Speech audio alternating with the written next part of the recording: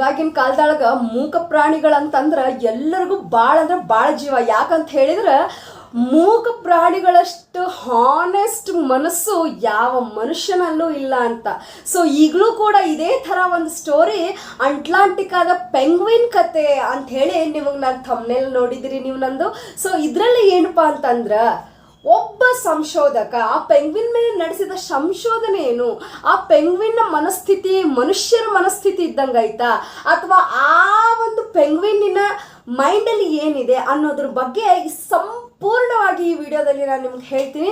So ಅದಕ್ಕಿಂತ ಮುಂಚೆ ಯಾರು ಹೊಸದಾಗಿ ನನ್ನ ಚಾನಲ್ನ ನೋಡ್ತಾ ಇದ್ದೀರಿ, ಸೊ ಪ್ಲೀಸ್ ಸಬ್ಸ್ಕ್ರೈಬ್ ಮಾಡ್ಕೊಳ್ಳಿ. ನೀವು ಸಬ್ಸ್ಕ್ರೈಬ್ ಮಾಡ್ಕೊಳ್ಳೋದ್ರಿಂದ ನಾನು ಇನ್ನೂ ಹೆಚ್ಚು ಮಾಹಿತಿಗಳನ್ನು ನಿಮ್ಮ ಹತ್ರ ತಲುಪಕ್ಕೆ ಸಾಧ್ಯ ಅಂತ ಹೇಳ್ತಾ ಇವಾಗ ಆ ಪೆಂಗ್ವಿನ್ ಯಾವುದು ಅಂತ ಹೇಳಿ ನಿಮಗೆ ನಾನು ಹೇಳ್ತಾ ಇದ್ದೀನಿ. ಸೊ ಅಟ್ಲಾಂಟಿಕಾ ಅನ್ನೋ ಒಂದು ಖಂಡದಲ್ಲಿ ಪೆಂಗ್ವಿನ್ ಅನ್ನೋ ಒಂದು ಪಕ್ಷಿ, ಹಿಮಾಲಯದಲ್ಲಿ ಇರುವಂಥದ್ದಲ್ಲ ಅದೇ ಒಂದು ಜಾಗದ ಥರನೇ ಇರುವಂತಹ ಪಕ್ಷಿ.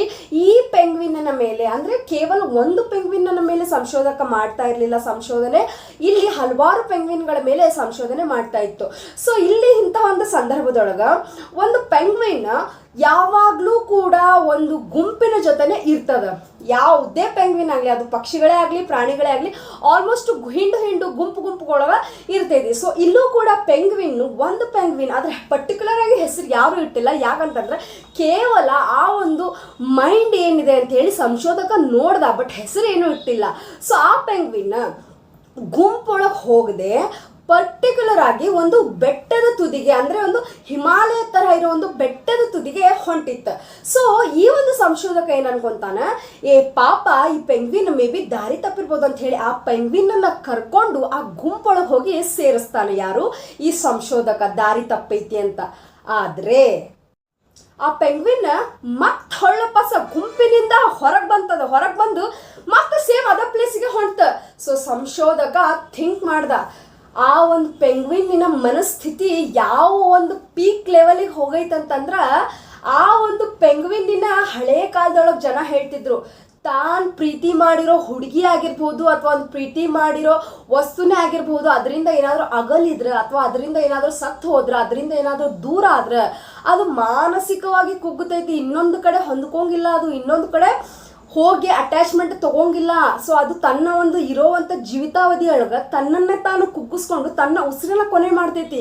ಸೊ ಇದು ಒಂದು ಮೊದಲಿನ ಕಾಲದಲ್ಲಿ ಹೇಳ್ತಾ ಇದ್ದಿದ್ದ ಒಂದು ಮಾತು ಅಂತ ಹೇಳ್ಬೋದು. ಸೊ ಇಲ್ಲಿ ಇದು ಕೂಡ ಪೆಂಗ್ವಿನ್ನು ತನ್ನ ಒಂದು ಡಿಪ್ರೆಷನ್ನಿಂದ ತನ್ನ ಜೀವವೇ ಬೇಡ, ನನ್ನ ಜೀವ ಇಲ್ಲಿಗೆ ಅಂತ್ಯ ಆಗಲಿ ಅಂತ ಹೇಳಿಬಿಟ್ಟು ಆ ಪೆಂಗ್ವಿನು ತನ್ನ ಉಸಿರನ್ನು ಕೊನೆ ಮಾಡ್ಕೊಳ್ಳೋಕ್ಕೆ ಬೆಟ್ಟದ ತುದಿಯಲ್ಲಿ ಹೊಂಟಿತ್ತು. ಆ ಪೆಂಗ್ವಿನಿಗೆ ಗೊತ್ತೈತಿ, ನಾ ಬೆಟ್ಟದ ತುದಿಗೆ ಏನಾದ್ರು ಹೋದ್ನೆ ಅಂದ್ರೆ ನನಗೆ ಯಾವುದೇ ರೀತಿಯ ಆಹಾರ ಸಿಗಂಗಿಲ್ಲ, ಚಳಿ ಭಾಳ ಇರ್ತೈತಿ, ನಾ ಸತ್ತು ಹೋಗ್ತೀನಿ ಅಂತ ಹೇಳಿ ಗೊತ್ತಿದ್ದು ಆ ಪ್ಲೇಸಿಗೆ ಹೊಂಟೈತಿ ಅಂತಂದ್ರೆ ನಿಜವಾಗ್ಲೂ ಆ ಒಂದು ಪ್ರಾಣಿಗೂ ಕೂಡ ಯಾವ ಥರ ಡಿಪ್ರೆಷನ್ ಐತಿ ಅಂತ ಹೇಳಿ ಹೇಳ್ತಾರೆ. ಸೊ ಈ ಪೆಂಗ್ವಿನ್ ಮನಸ್ಥಿತಿ ಯಾವ ಥರ ಆಯ್ತು ಅಂತ ಹೇಳಿ ಗೊತ್ತಿಲ್ಲ, ಆದರೆ ಮನುಷ್ಯನ ಸ್ಥಿತಿಯೇ ಒಂದು ರೀತಿ ಕಣ್ಣು ಮುಂದೆ ಬಂದಂಗೆ ಆಗ್ಬಿಡ್ತು ನನಗೆ. ಮನುಷ್ಯನು ಕೂಡ ಕೆಲವೊಂದು ಟೈಮ್ ಆತನಿಗೆ ಇಷ್ಟ ಇಲ್ಲದೇನೋ ಅಥವಾ ಮನೆ ಪರಿಸ್ಥಿತಿನೋ ಅಥವಾ ಒಂದು ಪ್ರೀತಿಯ ಸಹವಾಸನೋ ಏನೋ ಗೊತ್ತಿಲ್ಲ, ಸೊ ಈ ರೀತಿ ಡಿಪ್ರೆಷನ್ಗೆ ಹೋದಾಗ ಎಷ್ಟೋ ಜನ ಆತ್ಮಹತ್ಯೆ ಮಾಡ್ಕೊಂಡಿದ್ದಾರೆ. ಸೊ ಈ ಒಂದು ಪೆಂಗ್ವಿನ್ನು ಕೂಡ ಮನುಷ್ಯರಿಗೇನು ಕಡಿಮೆ ಇಲ್ಲ ಅಂತ ಹೇಳಿ ಅನ್ನಿಸ್ಬಿಡುತ್ತೆ. ಡಿಪ್ರೆಷನ್ ಒಂದು ಮನುಷ್ಯನಿಗೂ ಅಲ್ಲದೆ ಪ್ರಾಣಿಗಳಿಗೂ ಆಗ್ತಾವಂತಂದ್ರೆ ನಾವೇನ್ರಿ ಮನುಷ್ಯರು ಮೂಕ ಜೀವಿಗಳು ಏನು ಮಾಡಬೇಕು, ಮಾತಾಡ್ತೀವಿ ಇನ್ನೊಬ್ರ ಹತ್ರ ಹಂಚ್ಕೊಂಡು ಬದುಕ್ತೀವಿ, ಆದ್ರೆ ಅದು ಮಾತಾಡೋಕ್ಕೂ ಆಗಲ್ಲ, ಇನ್ನೊಂದು ಹತ್ರ ಶೇರ್ ಮಾಡ್ಕೊಳ್ಳೋಕ್ಕೂ ಆಗಲ್ಲ ಅಂದಾಗ ತನ್ನ ಸಾವನ್ನೇ ಹೇಳ್ಕೊಂಡು ಹೊಂಟ್ಬಿಟ್ಟೈತಿ. ಈಗ ಎಲ್ಲ ಕಡೆ ಇನ್ಸ್ಟಾಗ್ರಾಮು ಯೂಟ್ಯೂಬು ಎಲ್ಲ ಕಡೆನೂ ಇದು ವೈರಲ್ ಆಗಿಬಿಟ್ಟೈತಿ. ಯಾವುದು ಪೆಂಗ್ವಿನ್ ತನ್ನ ಒಂದು ಹಾದಿ ಹಿಡಿತು ಸಾವಿನ ದಾರಿ ಕಡೆ ಎಳ್ಕೊಂಡು ಹೊಂಟೈತಿ ತನ್ನ ಜೀವನ ಅಂತ ಹೇಳಿ ಭಾಳ ಮೇಮ್ಸ್ ಬರ್ತಾವೆ, ಭಾಳ ಟ್ರೋಲ್ಸ್ ಬರ್ತಾವ. ಬಟ್ ನಿಜವಾಗ್ಲೂ ಎಲ್ಲೋ ಒಂದು ಕಡೆ ಅನಿಸ್ತೈತಿ, ಹೌದಲ್ಲ ಮನುಷ್ಯನ ಜೀವನನೂ ಇದೇ ಥರ ಅಲ್ಲ. ಡಿಪ್ರೆಷನ್ ಅಂತ ಹೇಳಿ ಒಂದು ಮನುಷ್ಯಗೆ ಏನಾದ್ರು ಬಂತಂದ್ರೆ ಆತ ಏನು ಮಾಡ್ಕೊಳಕ್ಕೂ ಹಿಂಜರಿಯಲ್ಲ ಅಂತ ಹೇಳಿ ಈ ಪೆಂಗ್ವಿನ್ ಕೂಡ ಒಂದು ಉದಾಹರಣೆ ಆಗ್ಬಿಟ್ಟದ. ಸಾಧ್ಯ ಆದರೆ ಮಾರಲ್ ಆಫ್ ದ ಸ್ಟೋರಿ ಏನಪ್ಪಾ ಅಂತಂದ್ರೆ, ಸಾಧ್ಯ ಆದರೆ ಎಲ್ಲರ ಜೊತೆನೂ ಖುಷಿಯಾಗಿರೋ ಪ್ರಯತ್ನ ಪಡಿ. ಯಾರಾದರೂ ನೋವಲ್ಲಿದ್ದಾರೆ ಅಂತಂದರೆ ಅವ್ರಿಗೆ ಹೋಗಿ ಮೊದಲು ಸಾಂತ್ವನ ಹೇಳ್ರಿ.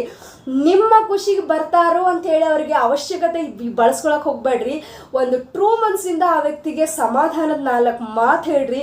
ಆ ವ್ಯಕ್ತಿ ಜೀವನ ಮಾಡೋಕ್ಕೆ ಅದೇ ದೊಡ್ಡ ಉಡುಗೊರೆ ಆಗ್ತೈತೆ. ನೀವು ರೊಕ್ಕ ಕೊಡ್ರಿ, ಇನ್ನೊಂದು ಕೊಡ್ರಿ ಅಂತ ಹೇಳಂಗಿಲ್ಲ.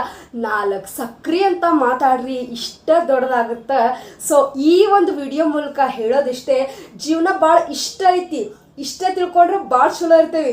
ಯಪ್ಪ ಹೆಂಗೆ ಮಾಡೋದು ಅಂತ ಹೇಳಿ ತಿಳ್ಕೊಂಡ್ರೆ ಇರೋ ಜೀವನನೂ ಹಳ್ಳಾಗಿಡ್ದು ಹೋಗ್ತೈತಿ. ಸೊ ಇರೋ ಅಷ್ಟು ಜೀವನದಾಗ ಖುಷಿಯಾಗಿರೋ ಪ್ರಯತ್ನ ಪಡ್ರಿ.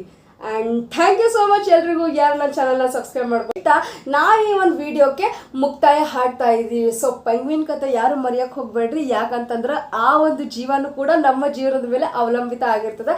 ಸೇಮ್ ಪಿಂಚ್, ಏನು ಡಿಫ್ರೆನ್ಸ್ ಇಲ್ಲ. ಸೊ ಥಿಂಕ್ ಇಟ್ ಆ್ಯಂಡ್ ಲೈಫನ್ನ ತುಂಬ ಈಸಿಯಾಗಿ ಲೀಡ್ ಮಾಡಿರಿ. ಭಾಳ ಸ್ಟ್ರೆಸ್ ತೊಗೊಂಡ್ರೆ ನೀವು ಕೂಡ ಯಾವ್ದಾರ ಗುಡ್ಡಕ್ಕೋ ಇಲ್ಲ ಯಾವ್ದಾರ ಹಳ್ಳಕ್ಕೋ ಹೋಗಿ ನಿಮ್ಮ ಜೀವನ ಅರ್ಪಣೆ ಮಾಡಬೇಕಾಗತ್ತೆ. ಸೊ ಬಿ ಕೂಲ್, ಕಾಮ್ ಆಗೋದೆಲ್ಲ ಒಳ್ಳೇದಕ್ಕನ. ದೇವ್ರು ನಮ್ಮನ್ನು ಹುಟ್ಸ್ಯಾನ ಅಂತಂದ್ರೆ ಹುಲ್ಲು ಮೇಯ್ಸಂಗಿದೆ ಇರಂಗಿಲ್ಲ. ಎಲ್ಲರೂ ಒಂದು ದಾರಿ ಕಾಣಿಸ್ತಾನೆ. ಆದ್ರೆ ತಾಳ್ಮೆ ಭಾಳ ಇಂಪಾರ್ಟೆಂಟ್.